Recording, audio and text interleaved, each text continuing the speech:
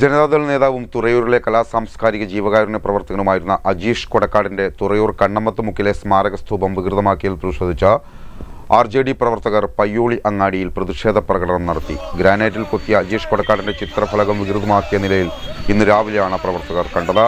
2016-ൽ അജീഷ് കൊടക്കാടിന്റെ ഒന്നാം അനുസ്മരണ ദിനത്തോടനുബന്ധിച്ചാണ് സ്തൂപം നിർമ്മിച്ചത്. പ്രതിഷേധ പ്രകടനത്തിന് TM Rajan, OM Satheesan, KT Pramod, CK Sasi, KV വിനീതൻ, KM Sandeep, AK Dhanesh, Anitha ചാമക്കാലയിൽ, Sreeja മാവുള്ളാട്ടിൽ, Babita, Aji Chalikkandi, PK Aneesh എന്നിവർ നേതൃത്വം നൽകി.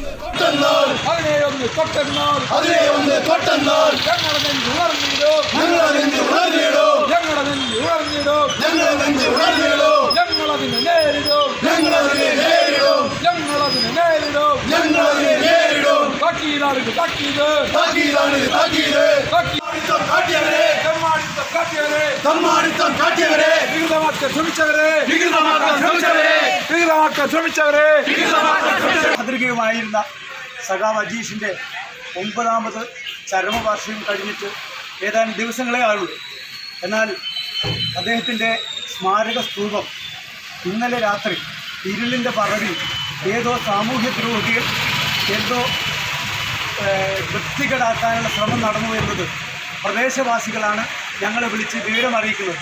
അതിൻ്റെ അടിസ്ഥാനത്തിൽ